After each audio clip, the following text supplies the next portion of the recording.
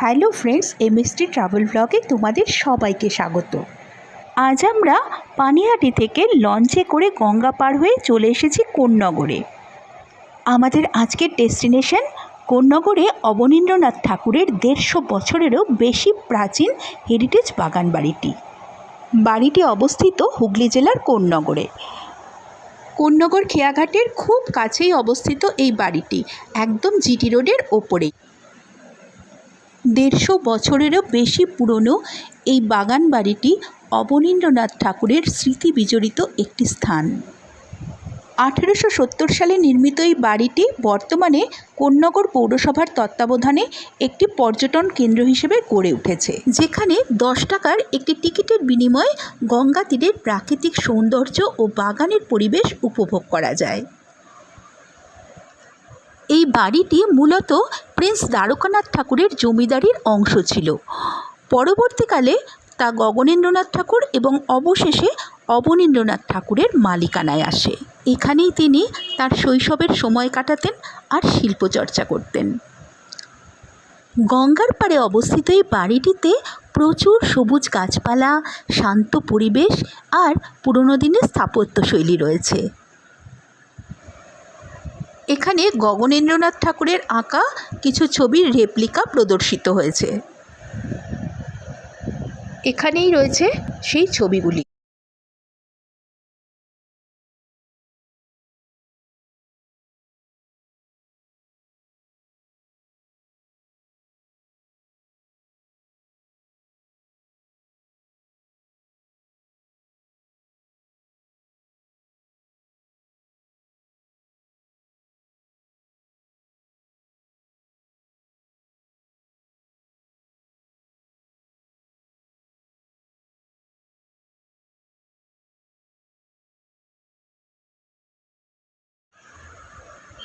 বাড়িটির চারপাশে রয়েছে বিভিন্ন রকমের ফুলের গাছ।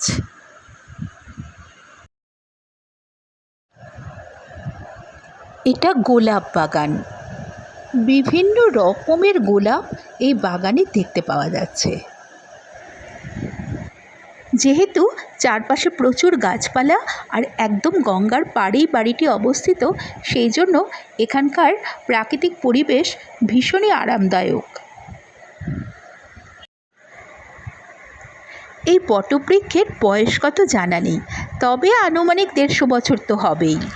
বাড়িটির চারপাশের এই ফুলের বাগান আর সবুজ গাছপালা বাড়িটির সৌন্দর্যকে যেন আরও বাড়িয়ে তুলেছে। সাদা রঙের একতলা ভবন, খড়খড়ি দেয়া জানলা, উঁচু উঁচু খিলান আর কড়িবরকার সাবেকি ছাদ। এক কথায় বলা যেতে পারে বাড়িটার মধ্যে একটা রাজসিক ব্যাপার আছে।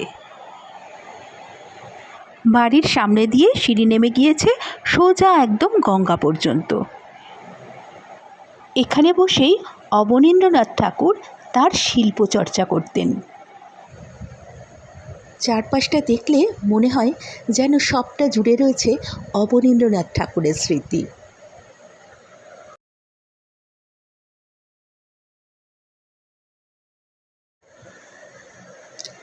ডান দিকের ঘরে জানলার ঠিক পাশটিতে বসে এক মনে ছবি আঁকতেন কিশোর অবনীন্দ্র। আবার কখনো নদীর দিকে তাকিয়ে এক মনে বুনে চলতেন কল্পনা। এখানে অবনীন্দ্রনাথের শিল্পকর্মের প্রতিলিপি এবং তার লেখা ক্ষীরের পুতুল, বুড়ো আংলা, রাজকাহিনীর আবহে বিশেষ শিল্পকর্ম দেখা যায়। কোন্নগরের এই বাড়িটিতে অবনীন্দ্রনাথ তার শৈশবের অনেকটা সময় কাটিয়েছিলেন, যা তার শিল্প এবং সাহিত্যে গভীরভাবে প্রভাব ফেলেছিল। এই বাড়িটি প্রতিদিন সকাল 10টা থেকে বিকেল 5টা পর্যন্ত খোলা থাকে। প্রবেশ মূল্য 10 টাকা।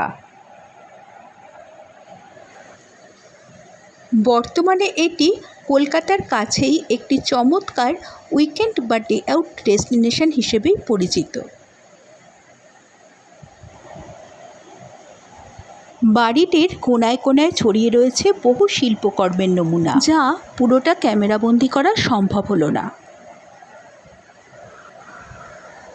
পুরো বাড়িটা ঘুরে দেখতে কিন্তু বেশ সময় লাগে, তাই হাতে একটু সময় নিয়ে এখানে আসাই ভালো। এই বাড়ির পরিবেশ এতটাই সুন্দর যে এখানে এসে গঙ্গার পাড়ে চুপ করে অনেকটা সময় থাকতে কিন্তু বেশ লাগে।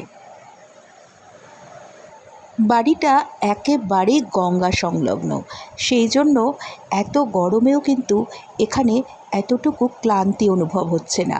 চারপাশের গাছপালা আর গঙ্গার হাওয়ায় শরীর মন একদম জুড়িয়ে যায়। এই উইকেন্ডে কোথায় যাব ভাবছেন? সারাটা দিন কোথায় কাটালে একটু মনটা ভালো লাগবে? তাহলে অবশ্যই চলে আসুন কোন্নগরের এই অবনীন্দ্রনাথ ঠাকুরের বাগান বাড়িতে। এখানে আসতে হলে যে কোনো লোকাল ট্রেনে চলে আসতে হবে কোন্নগর স্টেশনে, আর কোন্নগর স্টেশন থেকে টোটো কিংবা অটো করে চলে আসতে হবে জিটি রোডের ওপর এই অবনীন্দ্রনাথ ঠাকুরের বাগান বাড়িতে। আজ আমরাও এখানে এসেছি অবনীন্দ্রনাথ ঠাকুরের বাগান বাড়িটা দেখব বলে, আর সারাদিন ঘুরে ঘুরে দেখছি বিভিন্ন রকম ছবি দেখছি। বাড়ির বিভিন্ন আনাচে কানাচে ছড়িয়ে ছিটিয়ে রয়েছে বিভিন্ন শৈল্পিক জিনিসপত্র, সেগুলো আমরা দেখছি এবং ভীষণ ভালো লাগছে, আর সেটাই আমরা আপনাদের সাথে শেয়ার করছি।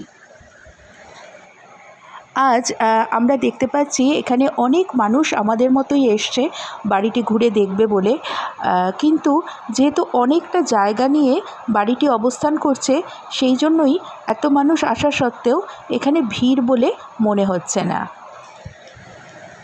তাহলে আর দেরি না করে আপনারাও একটা ছুটির দিন দেখে চলে আসুন অবনীন্দ্রনাথ ঠাকুরের এই বাগান বাড়িটি ঘুরে দেখার জন্য। কথা দিলাম মন একদম ভরে যাবে। আমাদের আজকের এই ভিডিওটি দেখে যদি আপনাদের ভালো লাগে তাহলে অবশ্যই আমাদের চ্যানেলটিকে সাবস্ক্রাইব করুন। আজকের মতো বিদায়, টাটা।